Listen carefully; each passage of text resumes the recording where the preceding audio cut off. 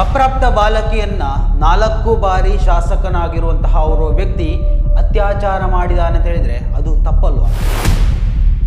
ಹೌದು, ತಪ್ಪು. ಜೀವಾವಧಿ ಶಿಕ್ಷೆ ಕೂಡ ಆಗುತ್ತೆ. ಆದರೆ ಈ ಒಂದು ಘಟನೆಯಲ್ಲಿ ಮಹತ್ವದ ಬೆಳವಣಿಗೆ ಇವತ್ತು ಬಂದಿರುವಂಥದ್ದು. ಜೀವಾವಧಿ ಶಿಕ್ಷೆಯನ್ನೇ ರದ್ದುಗೊಳಿಸಿ ಇವತ್ತು ನ್ಯಾಯಾಧೀಶರು ಆದೇಶವನ್ನ ಹೊರಹಾಕಿರುವಂಥದ್ದು.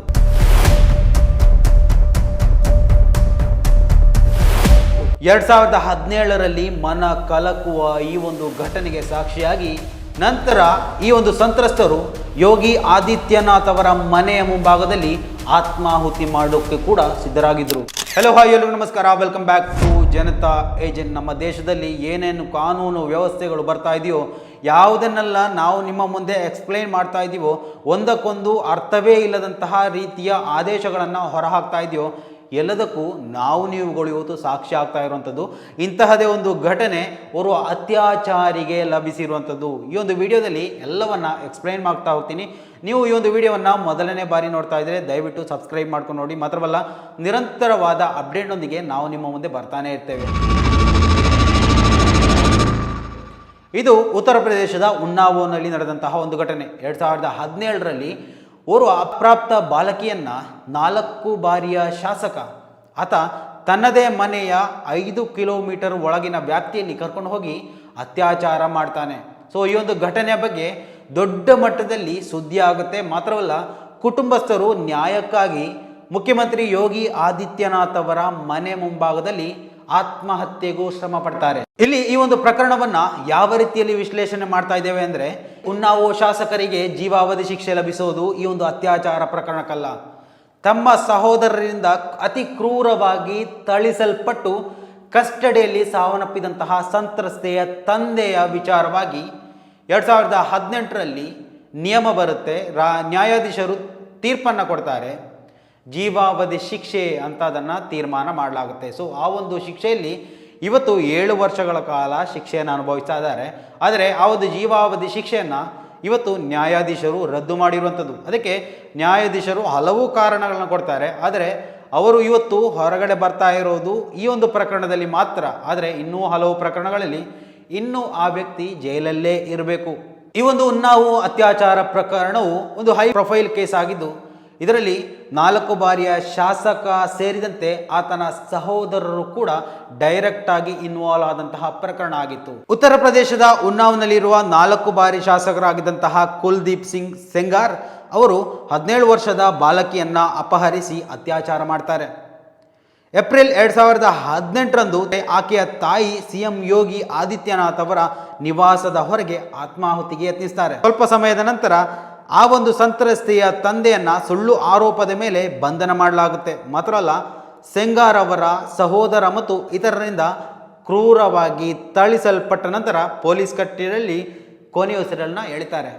ಇನ್ನು ಈ ಒಂದು ಪ್ರಕರಣ ನಡೆದು 2 ವರ್ಷ ಆಗುವಂತಹ ಸಂದರ್ಭದಲ್ಲಿ ತಮ್ಮ ಕಾರಿನಲ್ಲಿ ಚಲಿಸ್ತಾ ಇದ್ದಂತಹ ಆ ಒಂದು ಸಂತ್ರಸ್ತೆ ಮತ್ತು ಕುಟುಂಬಸ್ಥರು ಮತ್ತು ಅವರ ಪರ ವಕೀಲರ ಕಾರಿನ ಎದುರು ಒಂದು ಕಪ್ಪು ಬೋರ್ಡನ್ನ ಇಟ್ಟುಕೊಂಡಂತಹ ಒಂದು ಲಾರಿ ಬಂದು ಆಕ್ಸಿಡೆಂಟ್ ಮಾಡುತ್ತೆ. ಸೊ ಈ ಒಂದು ಅಪಘಾತದಲ್ಲಿ ಸಂತ್ರಸ್ತೆಯ 2 ಚಿಕ್ಕಮ್ಮ ಸಾವನ್ನಪ್ಪುತ್ತಾರೆ. ಸಂತ್ರಸ್ತೆ ಮತ್ತು ಆಕೆಯ ಪರ ವಕೀಲರು ತೀವ್ರವಾಗಿ ಗಾಯವನ್ನ ಕೂಡ ಅನುಭವಿಸ್ತಾರೆ. ಸೊ ಇಷ್ಟೆಲ್ಲ ರಾದಾಂತಗಳು ನಡೀತಾ ಇರುವಾಗ ಈ ಒಂದು ಪ್ರಕರಣ ಉತ್ತರ ಪ್ರದೇಶದಲ್ಲಿದ್ರೆ ನ್ಯಾಯ ಸಿಗೋದಿಲ್ಲ ಅಂತ ಆ ಒಂದು ಪ್ರಕರಣವನ್ನ ದೆಹಲಿಗೆ ವರ್ಗಾಯಿಸಲಿಕ್ಕೆ ರಾಷ್ಟ್ರೀಯ ಮಟ್ಟದಲ್ಲಿ ದಂಗೆಗಳು ಆರಂಭ ಆಗುತ್ತೆ. ಸೊ ಒಂದು ಇಶ್ಯೂ ಕ್ರಿಯೇಟ್ ಆದ ನಂತರ ಸುಪ್ರೀಂ ಕೋರ್ಟ್ ಡೈರೆಕ್ಟ್ ಆಗಿ ಇನ್ವಾಲ್ವ್ ಆಗಿ ಈ ಒಂದು ಪ್ರಕರಣದ ಸಂಬಂಧಿತ ಎಲ್ಲಾ ದಾಖಲೆಗಳನ್ನ ದೆಹಲಿಗೆ ವರ್ಗಾಯಿಸಬೇಕು ಅಂತ ಆದೇಶವನ್ನ ಹೊರಪಡಿಸುತ್ತೆ. 2019 ಡಿಸೆಂಬರ್ ಅಲ್ಲಿ ಪೋಕ್ಸೋ ಕಾಯ್ದೆ ಅಡಿಯಲ್ಲಿ ದೆಹಲಿ ನ್ಯಾಯಾಲಯ ಸೆಂಗಾರ್ ಅವರ ಮೇಲೆ ಆರೋಪವನ್ನು ಸಾಬೀತು ಮಾಡಿ ಜೀವಾವಧಿ ಶಿಕ್ಷೆಯನ್ನ ಕೂಡ ವಿಧಿಸುತ್ತೆ. ಇವಿಷ್ಟು ಈ ಒಂದು ಪ್ರಕರಣದಲ್ಲಿ, ಅಂದರೆ ಉತ್ತರ ಪ್ರದೇಶದ ಉನ್ನಾವ್ನಲ್ಲಿ ಆ ಒಂದು ಅಪ್ರಾಪ್ತ ಬಾಲಕಿಯನ್ನ ಅತ್ಯಾಚಾರ ಮಾಡಿದ ಪ್ರಕರಣದಲ್ಲಿ ಮಾತ್ರ ಅಲ್ಲ, ತಮ್ಮ ಸಹೋದರರಿಂದ ಕ್ರೂರವಾಗಿ ಥಳಿಸಲ್ಪಟ್ಟಂತಹ ಸಂತ್ರಸ್ತೆಯ ತಂದೆಯ ಸಾವಿನ ಪ್ರಕರಣದಲ್ಲಿ ಜೀವಾವಧಿ ಶಿಕ್ಷೆಗೆ ಒಳಪಟ್ಟಂತಹ ಶಾಸಕನ ಕತೆ. ಆದರೆ ಅದು ಅಲ್ಲಿಗೆ ಮುಗಿಯೋದಿಲ್ಲ. ಇವತ್ತು ಈ ಒಂದು ವಿಚಾರದವಾಗಿ ಮಹತ್ವದ ತೀರ್ಪೊಂದು ಬರ್ತಾ ಇರುವಂಥದ್ದು. ಇದಿವತ್ತು ಸಾಮಾಜಿಕ ಜಾಲತಾಣ ಹೆಚ್ಚಾಗಿ ಮಾತಾಡುವಂತೆ ಮಾಡಿರುವಂಥದ್ದು. ಡಿಸೆಂಬರ್ 23, 2025 ಅಂದರೆ ನಿನ್ನೆ ಈ ಒಂದು 2017ರ ಅತ್ಯಾಚಾರ ಪ್ರಕರಣಕ್ಕೆ ಮಹತ್ವದ ಬೆಳವಣಿಗೆ ಸಂಭವಿಸಿರುವಂಥದ್ದು. ನ್ಯಾಯಾಧೀಶರು ಈ ಒಂದು ಪ್ರಕರಣದಲ್ಲಿ ಜೀವಾವಧಿ ಶಿಕ್ಷೆಯನ್ನ ಅನುಭವಿಸ್ತಾ ಇರುವಂತಹ ಬಿಜೆಪಿ ಶಾಸಕನಿಗೆ ಶಿಕ್ಷೆಯನ್ನ ಅಮಾನತು ಮಾಡಿ ಆದೇಶವನ್ನ ಹೊರಪಡಿಸಿರುವಂಥದ್ದು. ಸೊ ಈ ಒಂದು ಆದೇಶವನ್ನ ಹೊರಪಡಿಸುವಂತಹ ಸಂದರ್ಭದಲ್ಲಿ ನ್ಯಾಯಾಲಯವು ಹೇಳಿರುವಂತಹ ಒಂದು ಮುಖ್ಯ ಪಾಯಿಂಟ್ ಏನಪ್ಪಾ ಅಂದ್ರೆ, ಜೀವಾವಧಿ ಶಿಕ್ಷೆಯಲ್ಲಿ ಈಗಾಗಲೇ ಅವರು 7 ವರ್ಷವನ್ನ ಕಳೆದಿದ್ದಾರೆ ಎನ್ನುವಂತಹ ಉಲ್ಲೇಖವನ್ನ ಮಾಡಿರುವಂಥದ್ದು. ಕಾನೂನು ವ್ಯವಸ್ಥೆಯಲ್ಲಿ ನ್ಯಾಯಾಧೀಶರು ಈ ಒಂದು ಜಾಮೀನನ್ನ ಒದಗಿಸಿಕೊಡುವಾಗಲೂ ಕೆಲವೊಂದು ಷರತ್ತುಗಳನ್ನ ಕೂಡ ವಿಧಿಸಿದೆ. ಸೆಂಗಾರ್ ದೆಹಲಿಯೊಳಗಡೆ ತಾಮಸ ಇರಬೇಕು, ಅಂದರೆ ತಮ್ಮ ವಾಸಸ್ಥಳವನ್ನ ದೆಹಲಿಯ ಹೊರಗಡೆಗೆ ವರ್ಗಾವಣೆ ಮಾಡಬಾರ್ದು. ಮಾತ್ರವಲ್ಲ 15 ಲಕ್ಷ ಬಾಂಡನ್ನು ಕಟ್ಟಬೇಕು. ಮಾತ್ರವಲ್ಲ ಜಾಮೀನಿಗಾಗಿ 2 ಜಾಮೀನುದಾರರನ್ನು ಕೂಡ ಕಳಿಸ್ಕೊಡ್ಬೇಕು. ಮಾತ್ರವಲ್ಲ ಆ ಜಾಮೀನ್ದಾರರು ಕೂಡ ಇದೇ ಒಂದು ಅಮೌಂಟನ್ನು ಅಂದರೆ 15 ಲಕ್ಷದ ಬಾಂಡನ್ನು ಕಟ್ಟಿರಬೇಕು. ಸೊ ಈ ಒಂದು ಜಾಮೀನು ಲಭಿಸಿದ್ರು ಕೂಡ ಸೆಂಗಾರ್ ಅವರು ಇನ್ನೂ ಕೂಡ ಜೈಲಿನಲ್ಲೇ ಇರಬೇಕಾದಂತಹ ಒಂದು ಅವಸ್ಥೆ ಕೂಡ ಇದೆ. ಯಾಕೆಂತ ಕೇಳಿದರೆ, ಈ ಒಂದು ಕಸ್ಟಡಿ ಸಾವಿನಲ್ಲಿ ಸಂತ್ರಸ್ತೆಯ ತಂದೆಯನ್ನ ಕಸ್ಟಡಿಯಲ್ಲಿ ಕೊಲೆ ಮಾಡಿದಂತಹ ವಿಚಾರಕ್ಕೆ ಸಂಬಂಧಪಟ್ಟು ಇನ್ನೂ ಅವರು ಜೀವಾವಧಿ ಶಿಕ್ಷೆಯನ್ನು ಅನುಭವಿಸ್ತಾ ಇರುವ ಕಾರಣದಿಂದಾಗಿ ಇನ್ನೂ ಅವರು ಜೈಲಲ್ಲೇ ಇರಬೇಕಾದಂತಹ ಅವಸ್ಥೆ ಇದೆ ಅಂತ ಕೂಡ ಮೂಲಗಳು ವರದಿ ಮಾಡ್ತಾ ಇರುವಂಥದ್ದು. ಇನ್ನೊಂದು ಷರತ್ತಿನ ಪ್ರಕಾರ ವಾರಕ್ಕೊಮ್ಮೆ ಪೊಲೀಸರಿಗೆ ಮಾಹಿತಿಯನ್ನು ಕೊಡ್ತಾ ಇರಬೇಕು, ತಾವೆಲ್ಲಿದ್ದೀವಿ, ಏನು ಮಾಡ್ತಾ ಇದ್ದೀವಿ ಅನ್ನುವಂತಹ ವಿಚಾರದ ಬಗ್ಗೆ.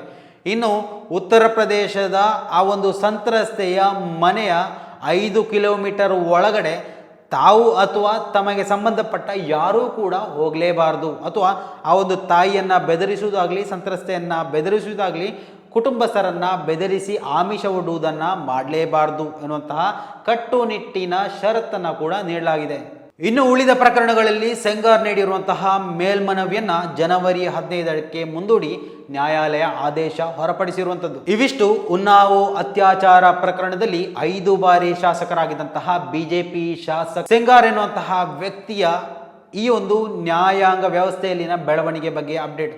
ಆದರೆ ನಾವು ಅರ್ಥ ಮಾಡಿಕೊಂಡಿರಬೇಕು, ಇಲ್ಲಿ ನಮ್ಮ ದೇಶದಲ್ಲಿ ಅತ್ಯಾಚಾರದ ಪ್ರಮಾಣ ಅಥವಾ ಮಹಿಳೆಯರ ಮೇಲೆ ಆಗ್ತಾ ಇರುವಂತಹ ದೌರ್ಜನ್ಯದ ಸೂಚ್ಯಂಕ ದುಪ್ಪಟ್ಟು ಮೇಲೆ ಇರ್ತಾ ಇದೆ. ಈ ವ್ಯವಸ್ಥೆಯಲ್ಲಿ ಕಾನೂನು ಒಂದು ರೀತಿಯಲ್ಲಿ ಕಟ್ಟುನಿಟ್ಟಿನ ಕಾನೂನು ವ್ಯವಸ್ಥೆ ಬರದೇ ಹೊರತು ಈ ಒಂದು ಪ್ರಕರಣಗಳು ಕಡಿಮೆ ಆಗೋದಕ್ಕೆ ಸಾಧ್ಯ ಇಲ್ಲ ಅಂತ ಕೇಂದ್ರ ಸರ್ಕಾರಕ್ಕೆ ಗೊತ್ತಿದೆ. ಇನ್ನಿತರ ಕಾನೂನು ವ್ಯವಸ್ಥೆಗಳಿಗೂ ಗೊತ್ತಿದ್ರೂ ಕೂಡ ಯಾಕೆ ಆರೋಪಿಗಳನ್ನು, ಅಪರಾಧಿಗಳನ್ನು ಅವರ ಆ ಒಂದು ಬ್ಯಾಕ್ ಸಪೋರ್ಟ್ ಅಥವಾ ಬ್ಯಾಕ್ಗ್ರೌಂಡನ್ನು ಇಟ್ಟುಕೊಂಡು ಇಲ್ಲಿ ರಕ್ಷಣೆ ಮಾಡುವಂತಹ ಪ್ರಯತ್ನಗಳನ್ನು ಕಾನೂನು ವ್ಯವಸ್ಥೆ ಅಡಿಯಲ್ಲಿ ಮಾಡಲಾಗ್ತಾ ಇದೆ ಅನ್ನುವಂತಹ ಪ್ರಶ್ನೆಯನ್ನು ನಾವು ಇವತ್ತು ಎತ್ತಲೇಬೇಕಾಗಿದೆ.